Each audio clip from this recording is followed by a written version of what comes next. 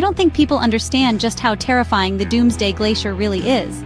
Hidden in the frozen wilds of West Antarctica, Thwaites Glacier is a river of ice as large as Great Britain. It creeps silently toward the Amundsen Sea, but beneath that silence lies a secret that could reshape our world. Scientists have given it a chilling nickname, the Doomsday Glacier. If it melts, sea levels could surge by over half a meter, enough to drown cities and redraw coastlines. But Thwaites is more than just a glacier. It's a natural dam holding back the entire West Antarctic ice sheet. If it collapses, it could unleash a chain reaction, sending even more ice into the ocean and raising sea levels by several meters. The Doomsday name hints at a future where change is sudden, unstoppable, and global. This isn't just about melting ice, it's about a planetary tipping point that could threaten everything we know. The fate of our cities, economies, and coastlines is tied to this colossal block of ice. Thwaites has become a symbol of the invisible, relentless forces of climate change. We can't see the warm water gnawing at its base, but the data is undeniable. The glacier is in peril. And because the world's oceans connect us all, its crisis is our crisis. The Doomsday Glacier is a messenger from the front lines of a changing planet. It's warning us that the era of small measures is over. The changes happening here are massive, and they demand an equally massive response. Scientists don't use words like doomsday lightly. When they do, it's a signal we can't ignore. The stakes? Nothing less than the future of our world. What happens in this remote, icy wilderness will ripple out to every coastline on Earth. If Thwaites collapses, it won't be a distant disaster. It will be a global emergency. The world needs to pay attention, now. The Doomsday Glacier isn't just a warning, it's a call to action for all of us. We are all connected by the world's oceans. The story of Thwaites is the story of our future. The time to act is now. The glacier's fate is inextricably linked to our own. The Doomsday Glacier is telling us the clock is ticking. To understand the danger, we must look beneath the ice. Thwaites is a marine-based glacier. Its bed lies below sea level, making it uniquely vulnerable. The ground beneath slopes downward as you move inland, a retrograde slope. Imagine a bowl. As the glacier retreats, it moves deeper into the bowl, exposing more ice to the warming ocean. This creates a feedback loop. Melting exposes more ice, which melts even faster. The glacier is being attacked from below, not just above. The point where the glacier lifts off the seabed, the grounding line, is retreating rapidly. In some areas, it's pulled back over 14 kilometers in just a few decades. This is a sign of profound instability. As the grounding line retreats down the slope, collapse can become self-sustaining, a point of no return. Scientists worry Thwaites may have already crossed this tipping point. A glacier on a retrograde slope is inherently unstable, like dominoes on a hill. Once the first one falls, the rest are likely to follow. The sheer weight of the ice pushes it forward, and the downward slope offers no barrier to slow it down. The warm ocean is giving it a push. The glacier is a colossus, but it's standing on a slippery, downward-sloping floor. The process is relentless and hidden from view. The physics are unforgiving. Thwaites is losing its grip on the continent. The collapse could accelerate rapidly. The world is watching a giant on the brink. The fate of Thwaites is a warning for all marine-based glaciers. The clock is ticking faster than we thought. The main culprit in this unfolding drama is the ocean. A layer of warm, salty water, circumpolar deep water, is now reaching Antarctica's edge. Climate change is shifting winds and currents, pushing this water up onto the continental shelf.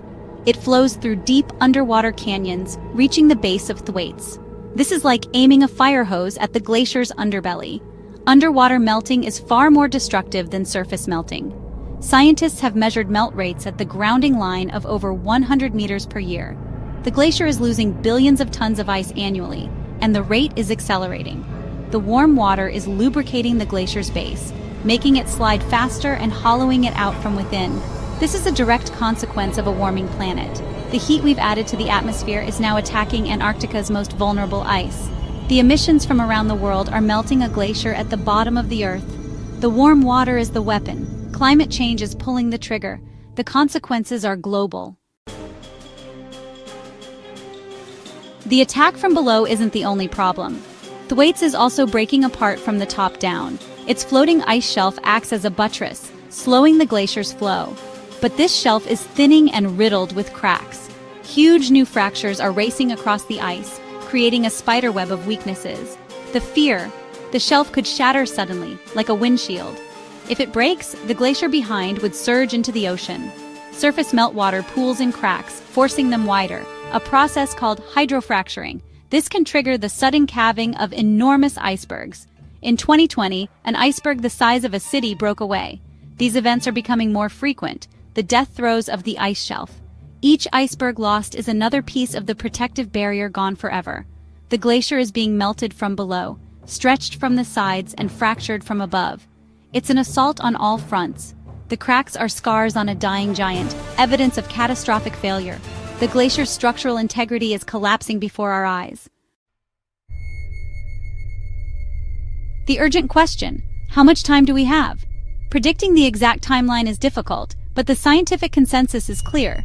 The collapse is a matter of when, not if. The rapid disintegration of the Thwaites ice shelf could happen within 5 to 10 years.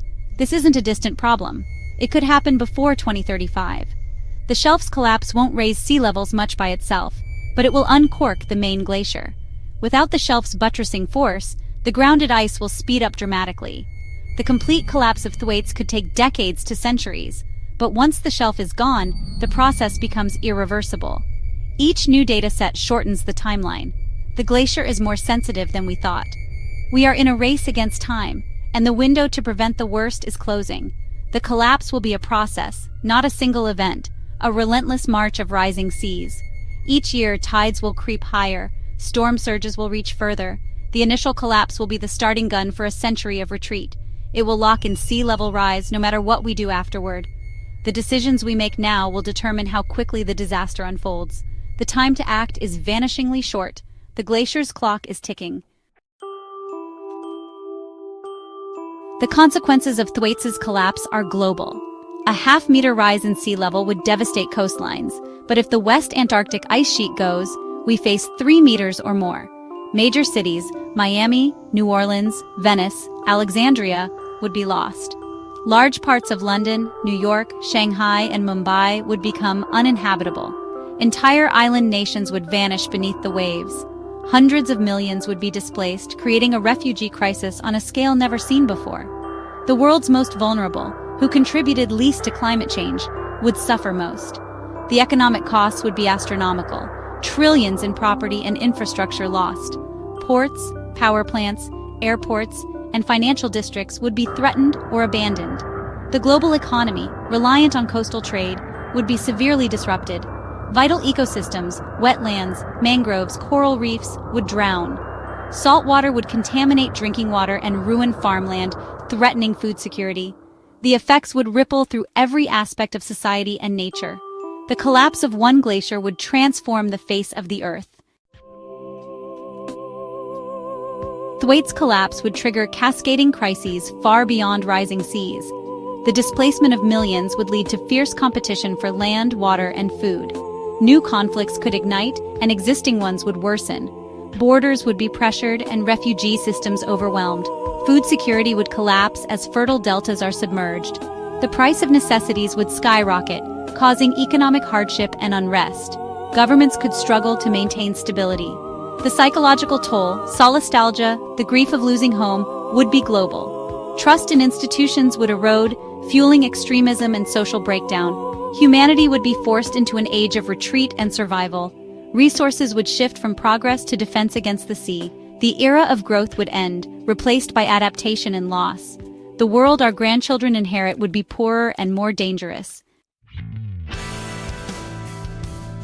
In response, scientists have launched the largest Antarctic research project ever, the International Thwaites Glacier Collaboration.